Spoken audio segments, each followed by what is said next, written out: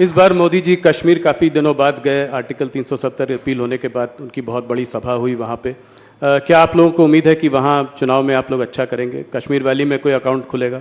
देखिए, कश्मीर वैली में भारतीय जनता पार्टी के अकाउंट खुलना न खुलना ये बड़ी बात नहीं है, परंतु 3 परिवारवादी पार्टियों ने, Congress party, NC national conference और पीडीपी, ये 3 परिवारवादी पार्टियों ने वहां पर लोकतंत्र को पनपने नहीं दिया। आजादी से अब तक वहां पंचायत चुनाव नहीं हुए। पहली बार हमने 30,000 पंच सरपंच को चुनाव कराया, तहसील पंचायत बनी, जिला पंचायत बनी। पहले वो 3 पार्टी जिसका चिट फाड़ते थे वही नेता होते थे।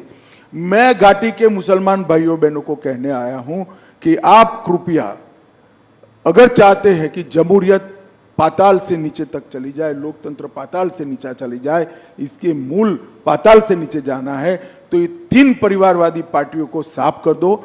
जिसको वोट देना है ना इसको दो, परंतु कश्मीर में तभी जाकर लोकतंत्र आ रहा है।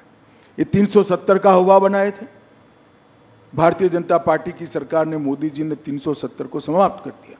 आज हर कश्मीरी को 5 लाख से ज़्यादा स्वास्थ्य का मिलता है, पानी मिल गया, चावल मिल रहा है, सारी स्वास्थ्य की सुविधाएं मिल गई है, बड़े बड़े इंस्टीट्यूशन आए हैं। 2 करोड़ से ज़्यादा यात्री अब आज कश्मीर में जा रहे हैं। कश्मीर में 30 साल के बाद थिएटर खुले हैं।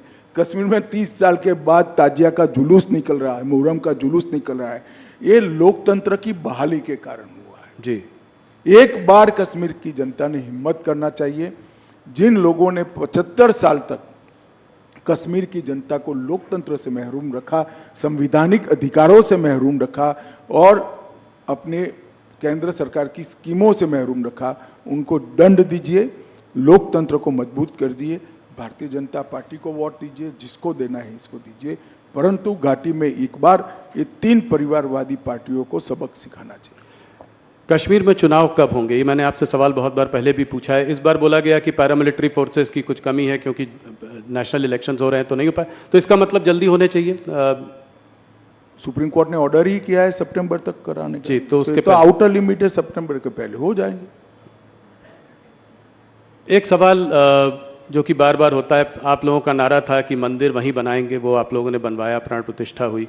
एक और नारा है जो है अभी तो ये झांकी है, काशी मथुरा बाकी है, तो क्या ये अगले उसमें 5 साल में देखने को मिलेगा? देखिए, ये सारे मसले कोर्ट में लंबित थे, इस पर मेरा अभी कुछ भी कहना उचित नहीं है, परंतु मैं एक बात जरूर कहना चाहता हूँ। राम मंदिर में हमारा पालमपुर कार्यकारिणी का भारतीय जनता पार्टी का वादा था कि हम संवैधानिक रूप से प्रभु श्री राम का भव्य मंदिर अयोध्या में बनाएंगे। 500 साल से करोड़ों राम भक्त जिसकी राह देख रहे थे, वो काम मोदी जी ने 5 साल में भी कर दिया। सुप्रीम कोर्ट का फैसला भी आ गया, भूमि पूजन भी किया और 22 जनवरी को प्राण प्रतिष्ठा कर कर प्रभु श्री राम को अपने भव्य मंदिर में विराजित करने का काम भी नरेंद्र मोदी ने कर दिया। और मैं मानता हूं कि ये जो दृश्य है वो क्षण है, 10,000 साल का क्षण है, मेरी बात याद रखना। 10,000 साल तक न केवल भारत, दुनिया इस क्षण को भुला नहीं पाएगी। और ये बहुत बड़ा लोकतंत्र का उदाहरण है, क्योंकि भारत में हिंदू मेजोरिटी में होने के बावजूद भी 75 साल तक हमने राह देखी कि हमें कोर्ट ऑर्डर करे, उसके बाद ही हम मंदिर बनाएंगे। और पूर्ण तरह संवैधानिक रूप से कोर्ट के ऑर्डर से मंदिर बनाया। दुनिया में ऐसे उदाहरण बहुत कम मिलते हैं जो भारत ने दिया है, और उसका मोदी जी के समय में होना, भाजपा के समय में होना, हम सबका सौभाग्य हम मानते हैं। जी, बस कुछ सवाल, 2-3 सवाल और आपको मैं उत्तर प्रदेश के बारे में सवाल पूछे बिना नहीं जाने दे सकता। क्या इस बार उत्तर प्रदेश में आपकी परफॉर्मेंस 2014 से भी ज़्यादा अच्छी होगी? निश्चित रूप से 73 सीटें थी। निश्चित रूप से हम उत्तर प्रदेश में हमारा अब तक का सबसे अच्छा परफॉर्मेंस करेंगे, 2014 से भी ज़्यादा सीटें। इसका मतलब रायबरेली में आप जीत सकते हैं, कन्नौज, मैनपुरी, आजमगढ़, इन सब में?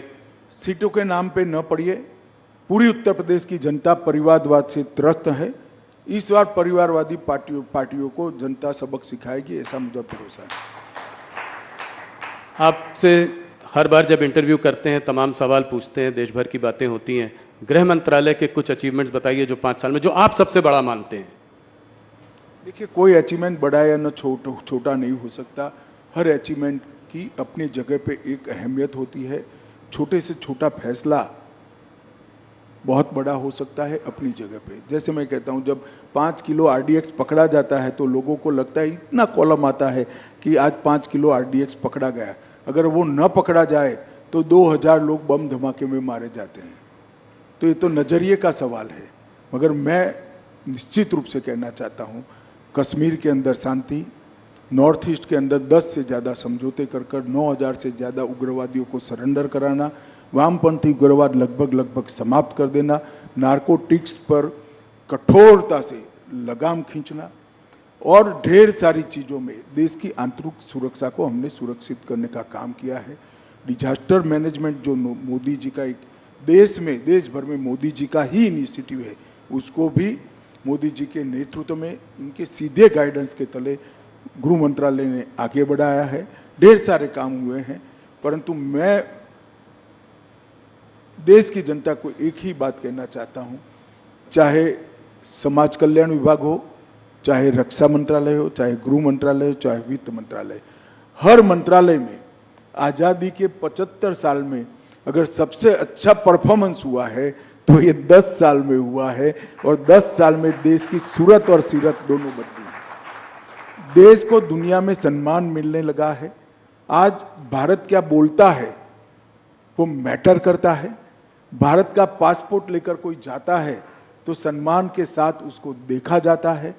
और भारत के भविष्य पर न केवल भारतीय, पूरी दुनिया को विश्वास है कि आने वाले 25 साल भारत के 25 साल है। मोदी जी जब देश की जनता का आशीर्वाद लेने आए हैं, तब हमारे पास 10 साल का ट्रैक रिकॉर्ड भी है और 25 साल का एजेंडा भी है। विपक्ष के पास ना ट्रैक रिकॉर्ड है, ना एजेंडा है, ना नेता है, ना नीति है। भारतीय जनता पार्टी एक कॉन्क्रीट एजेंडे के साथ महान भारत की रचना की कल्पना लेकर आप सबके सामने आ रही है।